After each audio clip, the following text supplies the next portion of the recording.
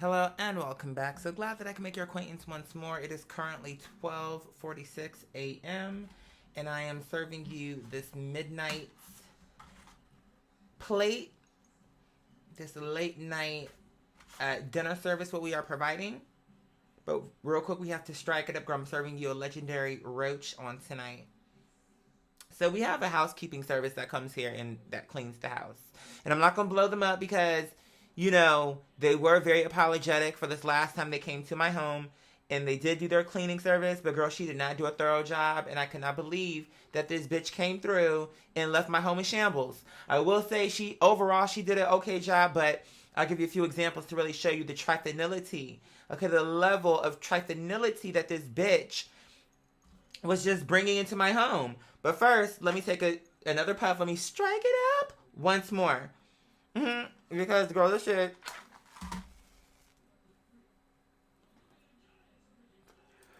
Because this shit, like Ashanti, is foolish, bitch. So first of all, the first time they came to the home, they do what they call a thorough cleaning. Now, with that thorough cleaning, they do like elbow grease. Like, really, I feel like you should do that each time you come to clean the home. Like, why are you putting 110% that first time, but then on that second time, it's like half-assed? Because the first time they came, it was two black people. It was one woman, one gay dude, who ended up taking a few hits from my blunt because I'm not greedy. And she smelled me smoking the blunt inside of my office, and she said, "Girl, are you hogging the good stuff?" I said, "Girl, no, I'm not." I said, "Girl, you are more than welcome, girl. I just don't want to offer and be unprofessional." And she's lucky she did that to me because if she had done that to somebody else, girl, she might be fired. Who knows? But in any case, even though you did take a puff, girl, this house was, girl, spick and span. She did her job. She did her job. Now, the second group that came through, it was a pair of Mexicans. It was two Mexican women. And I was like, ooh. I said, and girl, maybe this is where I'm ignorant. But I will admit, when I saw them, I said, ooh, the black girls came through and they tore it down. So I know these Mexicans are about to blow my socks off. But really, where they went wrong, the first part where I felt they went wrong, but then I later learned it's because they really don't speak English like that. In the beginning, they spoke English. But then they right away went back into Spanish, which if you have been following my videos for a while, you'll know I did that video where I was like, girl, can you please speak English? Because I happen to think if you are bilingual and you speak both the tongue of the land, so say for instance, if I'm in Mexico and I can speak fluently English and Spanish, in my opinion, if I'm in the company of people who only speak Spanish, then that's what I should be speaking. Because to me, to be speaking with a person in the room where only we know English, and then everybody else is like, well, they were just speaking Spanish, so why all of a sudden now they're speaking English? To me, it's the equivalent of whispering. It's the same thing. Because if I don't want you to know what I'm saying, I'm going to whisper. I'm going to make it to where you don't understand what I'm saying or where you can't hear me. To me, it's the same thing. Like, if you can speak both, why wouldn't you speak to where we can all engage the conversation? Some people may say, oh, well, maybe it's something personal. They don't want to go into it, and that's fine. It just, for me still, it comes off as weird. As not weird, but rude, rather. You know what I mean? Like, it always feels like there's a reason why they're speaking a different language. No matter what it is, whether it's French, Arabic, Spanish, regardless, I just feel like when you can speak English and you're in a room full of English people, especially when you ignore, that's the thing. It's not even so much that you went from speaking English to Russian or whatever it is. It's that you start off speaking English to me, and then right away, because what it was is they went right away to Spanish, and then all of a sudden they were kikiing. I don't like that. Like, what's so funny, bitch? I feel like if you're in my home and I don't know Spanish and you're kikiing after you spoke English to me, it makes me feel like if you're keying, then it's about my house. Like, bitch, I don't know much, but I know a little bit. I know the key words. Bitch. Punta. Okay. Punta. Now, I shouldn't, in negro. But they ain't that dumb. They know I know that one. So if they were going to say some stupid shit, they wouldn't say that one. Because they're like, girl, he don't know Spanish, but he probably know Negro. Because they already call him Negro. So it's the same thing. But you know how the white girls do? They take some shit and they'll never say it right. It's like, we can't say anything right. I bet you there's so many words where it comes from Latin words. In some kind of way, we just got so lazy with it to where we just watered it down and then it became English. Like, first it was Spanish or Latin, then it became English when we couldn't say it the way they said it. So it's like, maybe a Corona was supposed to be corazon. But they said, girl, we can't say corazon. Corazon is too much. Corazon is, ain't nobody gonna buy that. And then it's like, Dos Equis, I feel as though I'm surprised people say that correct. I'm trying to think of a way they could fuck it up. Like, let me see. Can I get a Dos Equis? Like, I could just see us evolving something into, like, some dumb shit. Like a croissant. That's a good one. Croissant. Croissant. You're supposed to put some spirit into it. You can't just say, croissant. Can I get a croissant? That's not how you say that. You gotta say, yes, may I please have the croissant? You gotta put a little bit of spirit to it. Croissant. But now we can't even say, can I have a croissant? Now it's, can I have a crescent? Okay, so we can't even say croissant. Even if you don't put spirit to it, we can't say croissant. Croissants? Really? Girl! So anyway, they came to my home, and right away, the other group, first of all, the black girls, I need to check my own. There's things that I'm clearly ignorant about, where I clearly have certain ideals that I got from the environment that I live in, to where it's like, because when I first saw two black people, I was thinking, I'm just being real with you, I thought, that was me being ignorant, though, because they did an amazing job, really, honestly. Like, when it was done, bitch, they had gotten the fur off the couch to the best of their ability, because we do have animals, you know what I'm saying? Now, when Mother Sania came, girl, I had to do overtime, because I was not going to have Mother Sania sitting on my couch with fur on it, girl. Although, when she ended up spending the night, she ended up sleeping on my couch on the one that we specifically were hoping she wouldn't sit on. And she was like, girl, I'm not tripping. She was so down to earth. You have no idea. But anyway, so. And then she brought me some edibles that I still have not finished. I've been taking my time with those edibles. But anyway, so. Yeah, so they come in and they were like super afraid of the dogs. Whereas the black girls were like. It's not even about black or Mexican. That was really me being ignorant, because I thought the black girls were... I was expecting when I saw the Mexicans, I thought, okay, because I did like the first group, because even though at first I was like, okay, are they really going to do a good job? Once I saw, I was like, girl, why was I thinking they wouldn't? Like, why did I think that? So then I had to check myself, and then I was actually excited for them to come back, because the fact that y'all did a good job and you took a hit with me, girl, this is the best cleaning service ever. So I was excited to see them come back. And then, so to my surprise, when I opened the door and it's a whole new set of people, it's like, first I was surprised, like, oh, it's a different set. But you know why it was a different set? Because we had to reschedule it, because we double booked. My orthodontist appointment was the same day that they were supposed to come. And it was scheduled at the same window. So my ortho appointment was 10:30, but I always show up like an hour early, because it was so funny, because after I got there, which was, they gave me the VIP treatment, girl, and I didn't even realize it until today. They've actually been giving me the VIP treatment, because what happened was, because my mother has always been late to everything, primarily my entire life, it has always been a thing to me to be very punctual. I show up to an event like an hour or two early. I don't like showing nowhere late. Or I get anxious if I feel like I'm going to be late somewhere. I'm constantly looking at the clock like, girl, we need to go, because I don't like being late. Because as a child, when I remember my mom, because my mom is an educator, and when we moved to Georgia in particular, I went to the private Muslim school. She taught at a different school. And so they had a program, an after-school care program, to where, the kids would go after school if the parents were working, or for whatever reason were going to be running late. And so I was in that program, and it used to irk me so bad. I used to hate it. I was always the last kid to get picked up, literally. Always the last one. It would be nighttime when my mom would get around to pick me up, because she was so invested in her job, which I appreciated, but I also used to be annoyed by it, because it's like, okay, but you're doing so much for those kids, which is important, but you also have me, and I don't like being picked up late, Like, I hate it being, like, seeing all my friends leave and, all right, see you tomorrow. It's like, I just hated being the last person to leave the event. So it don't matter what I'm doing. So what's funny is, I show up early, but I also leave early too, typically. Because I don't like to be late. If the event gets postponed, I don't want it to be because I'm late. Let's start there.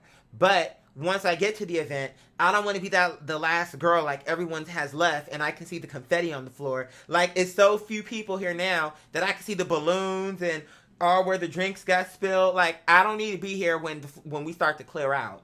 Unless it's like a reason behind it. Like, maybe it's my event and I got to stay there to make sure that everything gets closed down properly or something. But to just be there as a person who's partying, I don't need to be there when the lights cut on and I can get into what you're really serving the children. Because some of the girls be serving you effects when it be nighttime, but then daytime or when the club lights hit them.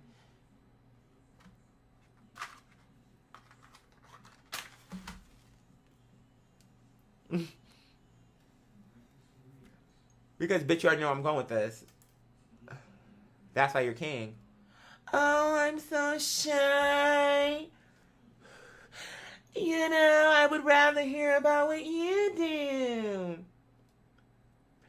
Oh, you're an accountant? How interesting. Tell me more. Anything to keep from talking about herself. Tell me more. You just got to give people space and know that people aren't perfect and they're going to do things that you think are wrong, and you either got to deal or not deal, but at the end of the day, life moves on either way. So I would rather, if it's going to move on, for it to move on with me not being in a bad space with my mom. I just have to take the time that I need to process that whole situation, and then I'm going to come around. You know what I'm saying? I'm not exactly sure how we got to that point, but again, we're a family, girl. You know what we serve. Girl, you know exactly what we serve.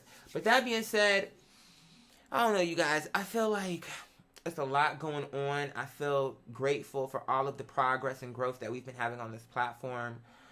You know, it's a lot of work, but it's worth it to me, especially when I get those emails, those private emails that you guys send me. It lets me know that we're doing the right thing here. And it lets me know that although this is entertainment and it's something where we come to kiki and have a good time, it also is a community.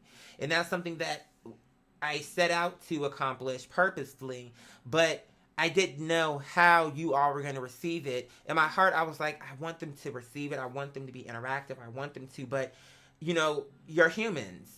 You know what I'm saying? You have your own thoughts and your own opinions and your own way of being. And so it's not like I'm sitting here trying to pull teeth. Like I'm talking, no communication. I post videos, no feedback. I'm constantly getting feedback. Oh, you know what? Can we get this gameplay? Can we get that? I missed this. I missed that. I think somebody was saying how they had missed me doing my cooking with Q, and I miss doing the cooking. I enjoy cooking with Q. I think right now what'll happen once I get my energy, like once I kind of get organized, because I'm trying to plan.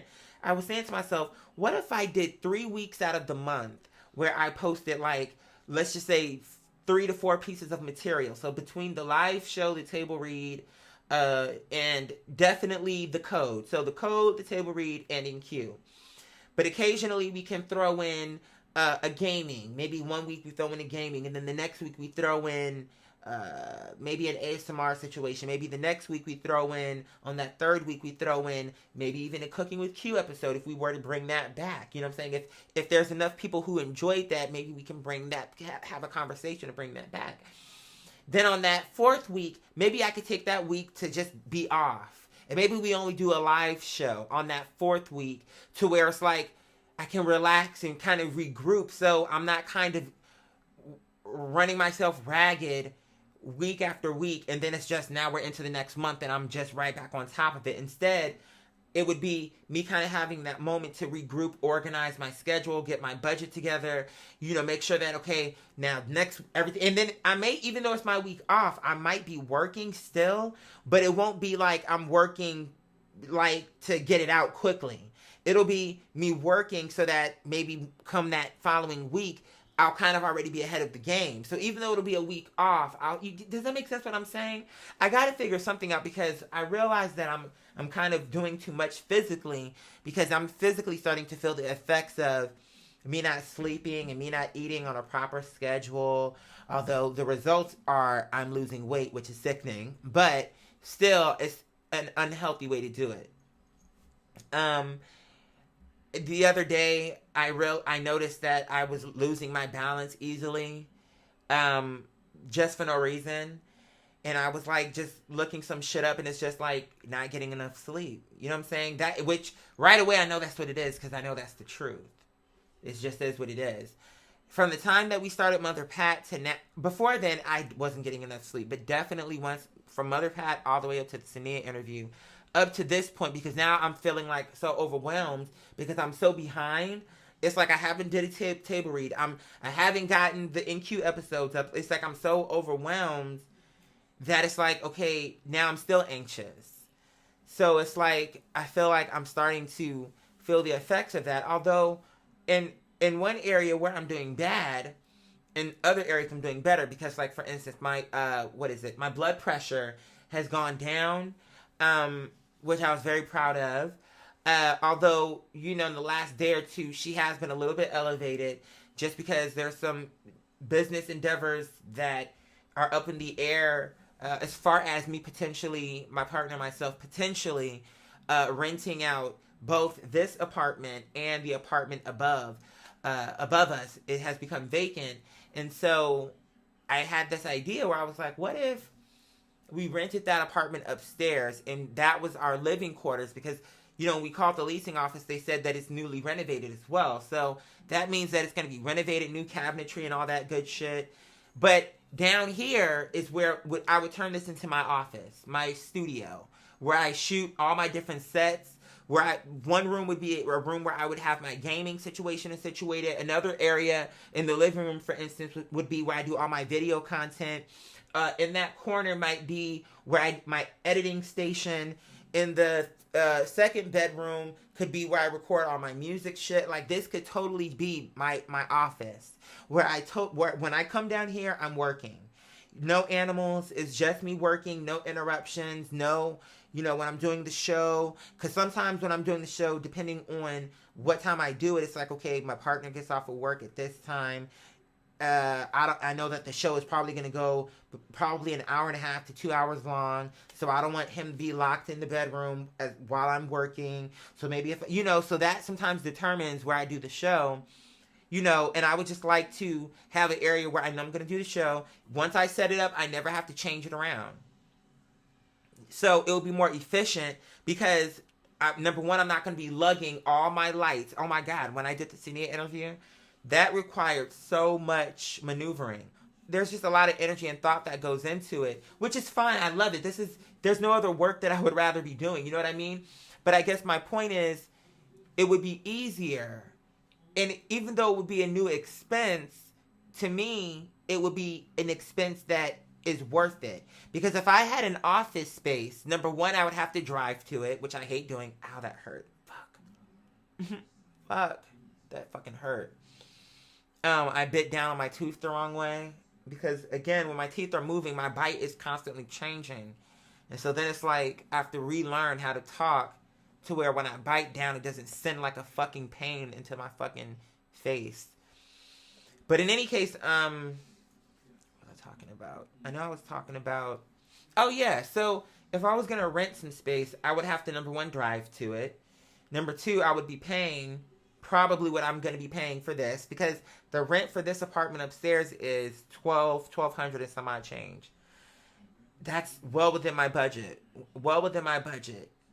And it wouldn't be for vanity. It would be for practical purposes, for work. You know what I mean?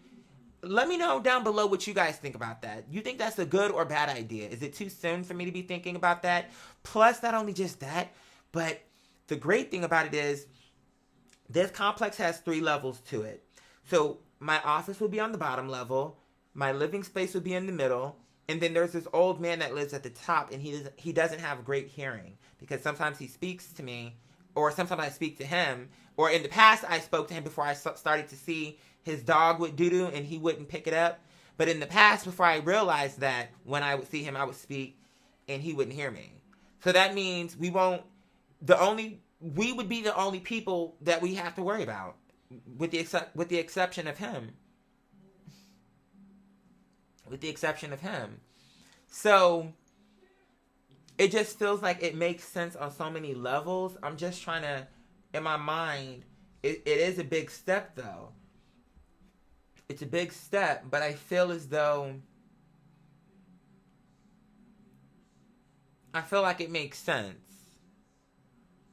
But it's something that he's excited about now, because I put the bug in his ear. I dropped the bird in his ear. And now he's excited about it. We go on the tour on Friday, universe willing. And, yeah, it's looking like, because it would be nothing for us to get a moving service for what? To have them move all of the major shit where we need it upstairs. Maybe what, $400 for that? Maybe. It might be less than that. Because, I mean, it would literally just be them taking it from downstairs to upstairs. The bed, although I do want a new bed situation. But the point is, all the major shit, they would just take upstairs. And we don't even have, I mean, you have the bed, the couches, the bookcase.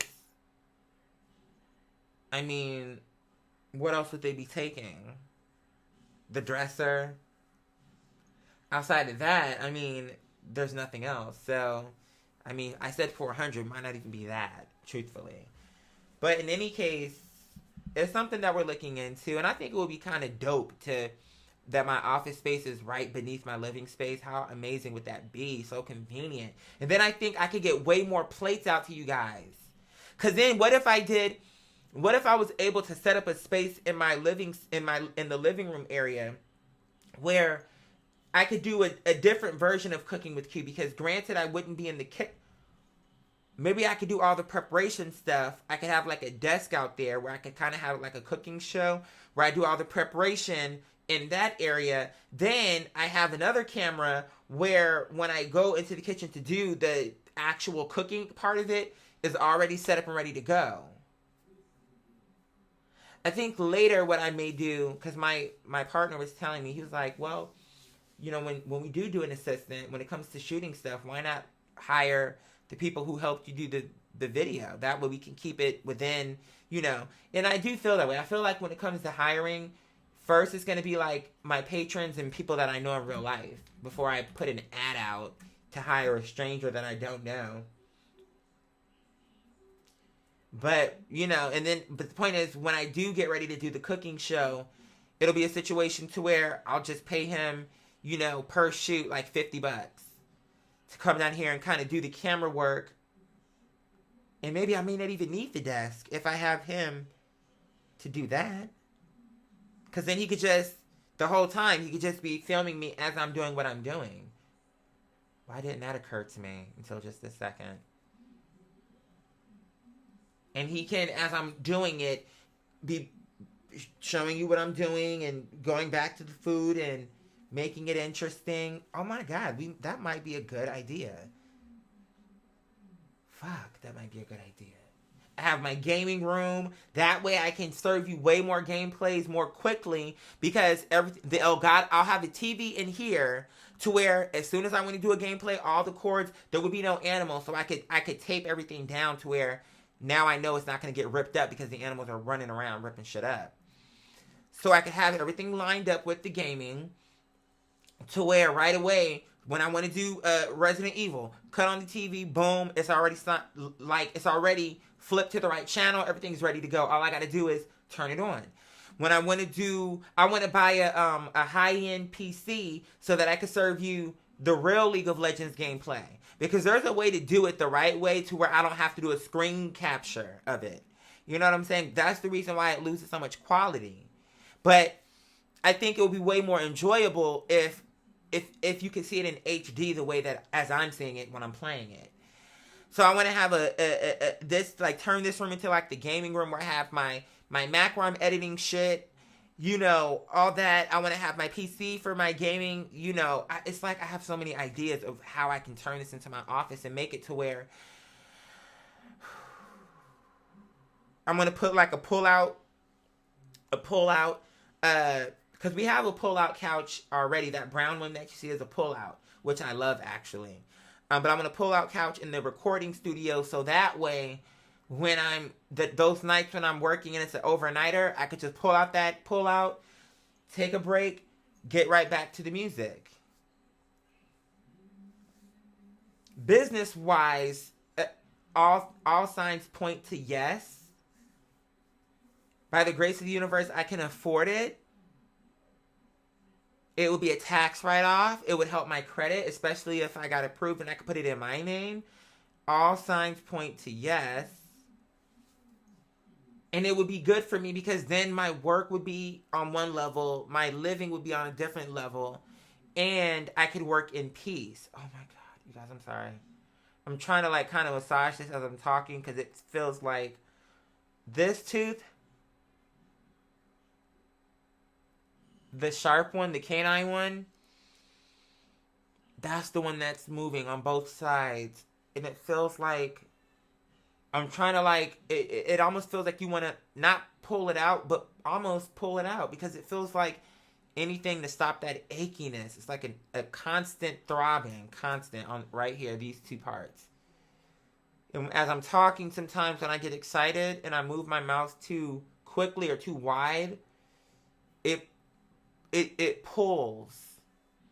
It's that, or when I bite down because my bite is changing, my teeth will land in a weird area.